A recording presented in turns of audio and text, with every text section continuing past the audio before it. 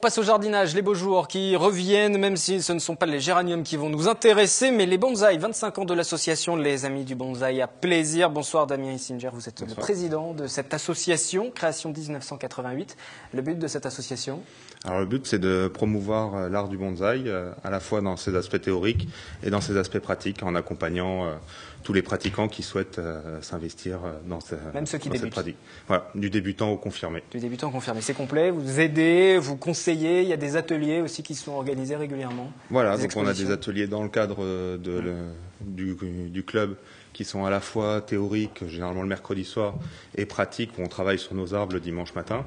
Et on organise en plus des ateliers, soit avec la Fédération française de bonsaï sur le week-end, soit avec d'autres partenaires comme des forums ou des écoles de formation japonaises. Alors il faut adhérer bien évidemment à votre club à Plaisir, et en même temps on adhère à la Fédération française. Il y a une Fédération française donc, qui existe. Oui, qui regroupe l'ensemble des clubs qui souhaitent s'investir dans le développement du bonsaï en France. Et il y a beaucoup d'adhérents? Il y a beaucoup de passionnés?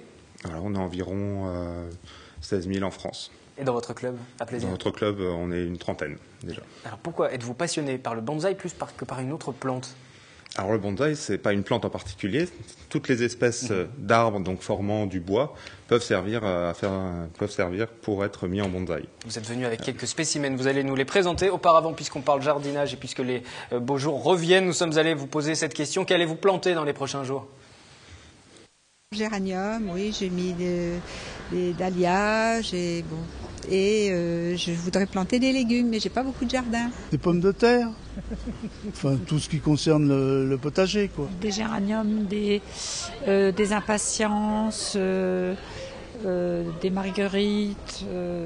Rien, parce que j'ai déjà plein de choses. Je fais des boutures, je fais des semis, donc j'ai pas besoin de m'alimenter ailleurs, pour l'instant. On va essayer de planter quelques fleurs et puis quelques arbustes. Peut-être un petit fraisier, un forsythia ou des choses comme ça. Non, je ne suis pas très main verte moi, donc non, je ne plante rien. C'est pas moi qui m'en occupe, c'est mon mari. Pas de forsythia, pas de géranium en tout cas sur ce plateau, mais des bonsaïs. Avec le club Les Amis du Bonsaï à Plaisir. Un bonsaï, c'est quoi? Parce que vous nous le disiez tout à l'heure, juste avant le micro-trottoir, c'est pas une plante à la base. Voilà, alors le bonsaï, ça veut dire arbre en pot. Donc a priori, n'importe quel arbre dans un pot peut être appelé un bonsaï. Alors l'origine est chinoise, mais c'est vraiment les Japonais qui lui ont donné ces lettres de noblesse, en codifiant, en travaillant les techniques et l'esthétique, de manière à avoir un arbre qui inspire la nature sans la reproduire, qui va chercher à extraire l'essence d'une espèce, d'un style dans la nature. Donc c'est une tradition qui existe depuis très longtemps. Voilà. Depuis très très longtemps. Vous, depuis quand vous êtes passionné? Alors moi, depuis une dizaine d'années. Depuis une dizaine d'années. Et qu'est-ce qui vous a poussé comme ça d'un coup? Comme ça, vous vous êtes dit, tiens, pourquoi pas me lancer dans le bonsaï? Alors, je pense que c'est au fil de mes pérégrinations pour les études, j'ai été amené à être privé de jardin. Et donc, je pense que ça vient de là, cette passion pour reconstituer ce jardin chez vous. Voilà. Alors, quels sont les spécimens que vous nous avez ramenés sur le plateau? Alors, je vous ai ramené un ficus, par exemple, une espèce qu'on trouve classiquement dans les jardineries ou dans les supermarchés. Donc celui-ci, par exemple, c'est un ficus de supermarché, comme on les appelle, qui a été retravaillé après pour rentrer justement dans cette symbolique japonaise, donc pour illustrer l'aspect d'un vieil arbre. Mais il ne grandit plus après? Alors, ça reste à cette taille-là?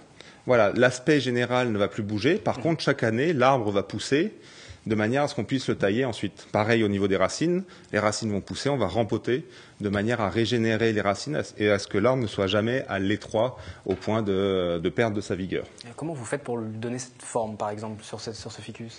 Alors il y a plusieurs, on peut arriver à mettre en forme par la taille, c'est ce qu'on fait beaucoup sur les feuillus, et sur les conifères, on va plutôt préférer la mise en forme avec du fil de ligature, ce qu'on appelle classiquement le fil de fer, qui est en fait du fil d'aluminium ou du fil de cuivre, qui va permettre d'amener la branche dans la position où on le souhaite. Et par la croissance de l'arbre va déposer une nouvelle couche de bois dans la branche, et cette nouvelle couche de bois va être déposée en prenant la forme. Et lorsqu'on enlève le fil, la branche tient en place. Et ça nous permet, par exemple, d'abaisser les branches comme les vieux arbres qu'on trouve en montagne. Mais c'est très minutieux, c'est presque comme du modélisme. Vous faites des maquettes, en fait, quand vous travaillez sur ces arbres. Alors, les bonsaïs, ça va de 10 cm à 1,20 m. Donc les arbres d'1,20 m sont moins typés modélisme. Alors c'est pas 1,20 m par contre, par les 3 autres plantes que vous avez ramenées sur le plateau. C'est plus pratique à transporter. Effectivement, ça aurait fait joli dans le décor, ceci dit. Comment vous avez travaillé sur les modèles qui sont devant vous? Alors ça, il y a plusieurs origines. On peut partir soit d'une bouture, d'un semis ou d'un plant de pépinière. Ça, par exemple, c'est un plant de pépinière de Potentie, donc on trouve dans toutes les pépinières d'Île-de-France à des prix abordables, qui à l'origine faisait une 50aine de centimètres de haut et que j'ai rabattu fortement et commencé à travailler en coupant régulièrement au fil de la croissance, de manière à ce que l'arbre bourgeonne en arrière et à avoir une ramification beaucoup plus posée. Exactement ce qu'on a fait sur ce ficus, où on a laissé pousser, tailler, pour revenir en arrière. Vous passez énormément de temps sur ça? Alors c'est ce qu'on croit souvent, mais en fait il n'y a pas besoin de tant de temps que ça par arbre. Ce qui crée l'occupation, c'est le nombre d'arbres, entre guillemets. Puisque sur les feuillus, on a besoin de pincer au printemps, c'est-à-dire lorsque l'arbre pousse, on va laisser que les 2 premières feuilles, de manière à ce qu'il reste compact et à ce que de nouveaux bourgeons apparaissent à la base.